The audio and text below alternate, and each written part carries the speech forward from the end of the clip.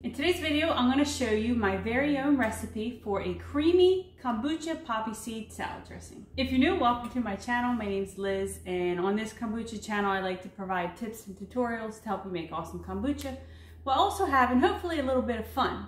Now, I know I'm definitely having fun. I don't know if you guys are, but someone did say in the comments the other day that I'm fun, so there you go.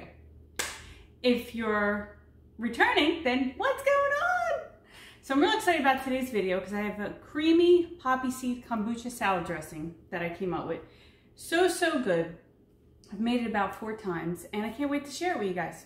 I'm gonna go over the process and then I'll tell you the ingredients. I'll also list the ingredients on the screen at the end of the video. And then I'll give you some, I'll show you how to make it, and then I'll give you some alternatives at the end of the video as well. So this is a mayonnaise-based salad dressing, and there is one tool that you'll need, and that's an immersion blender, and these things are very powerful. So please, if you're not using it, unplug it, because you can cut your finger. It almost happened to me, but it kind of happened to my mom. So always unplug it, especially when you're cleaning it. So to make this dressing, we're going to, all in one, we're using 1 jar. So I have all my ingredients here already.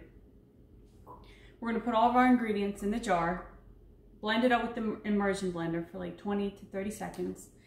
Then we're gonna let it sit out for a couple days to ferment. And then you're good to go after that. I'd say it's gonna last for at least a month.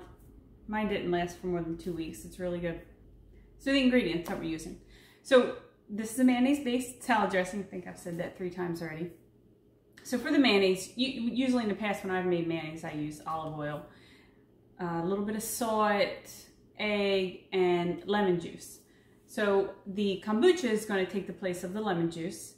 And instead of using olive oil, because the salad dressing had like an olive oil taste, I didn't want that, I'm using grapeseed oil. So it's pretty inexpensive and it lasts for a while. Always check it, give it a whiff to see if it's still good. You'll know if it's not, it'll just have a funky smell to it.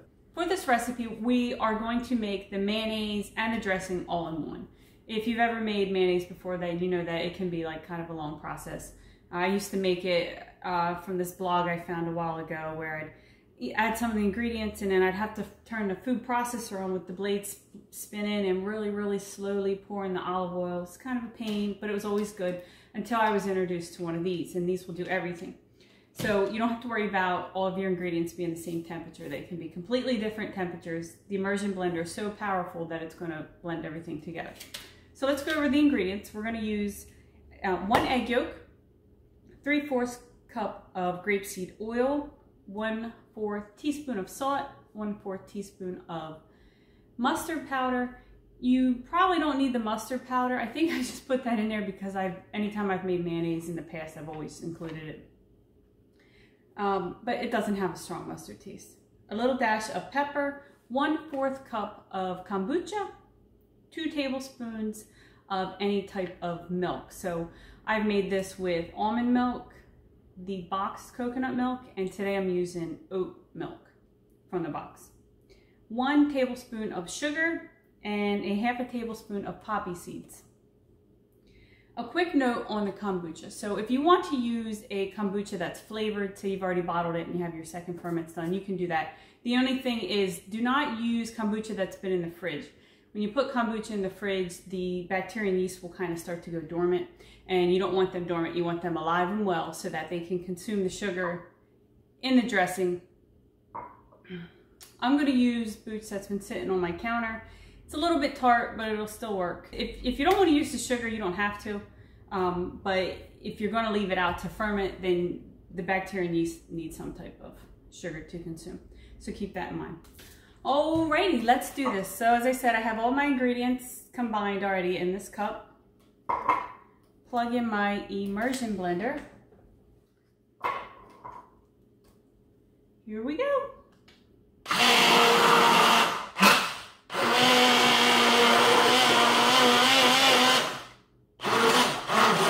And then once you've mixed it up some, you can go down the sides with it just to make sure if there's any oil on the side. There we go. Oh yeah. Woohoo! All right, unplug. Let me set this over here real quick.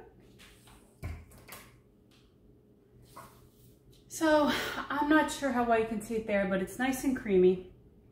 I'm gonna cover it with a rubber band and a napkin and let it sit for 2 days. While it's fermenting, you may see that it kind of separates just a little bit, so you'll see it more liquidy down here and thicker up here. You can just swirl it around, or if you want to put a spoon in there and mix it up.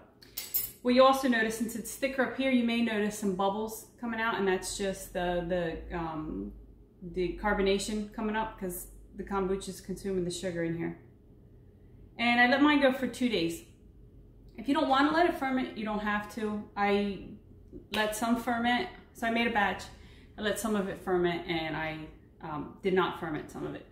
And they were both good. What I noticed though is that the one that fermented had a creamier texture to it, and it just all around tasted better. But the other one, it was a little bit more liquidy, but it was still really good.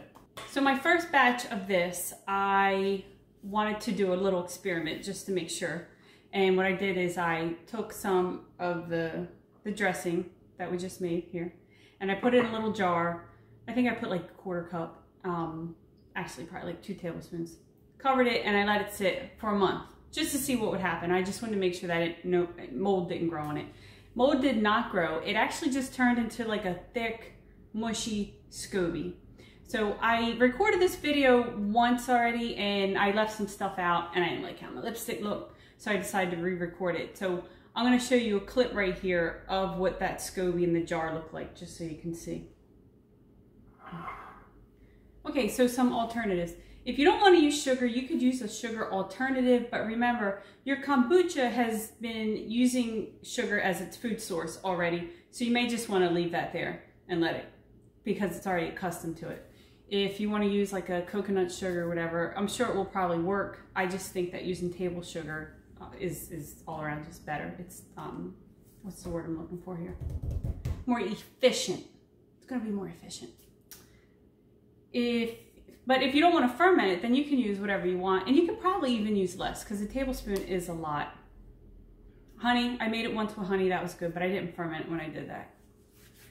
If you don't have an immersion blender and you still want to do this, I didn't test this out, but I'm going to give you a rough estimate of what I would do. So I would probably take about a 1/2 cup of mayonnaise, store-bought mayonnaise, or if you already have mayonnaise that you made, and then mix all the rest of the ingredients. You can just mix it up with a whisk or a spoon and continue to let it ferment for 2 days. So after mine has sat for 2 days, I'm going to transfer it to a kombucha bottle just so it's easier to pour out. And I'm going to eat it up. It's really good. I got salad this week, some nice fresh salad, so I'm going to enjoy it like that. If you give this a try, please let me know how it turned out, and if you like it. I also had it with leftover steamed broccoli, and that was really good.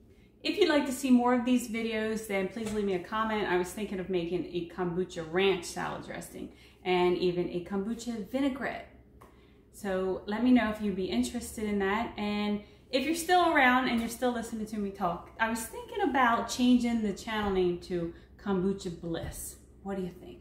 I think it sounds better than Kombucha Liz, because the channel's not really about me. It's about kombucha. So maybe I should take my name out. What do you think?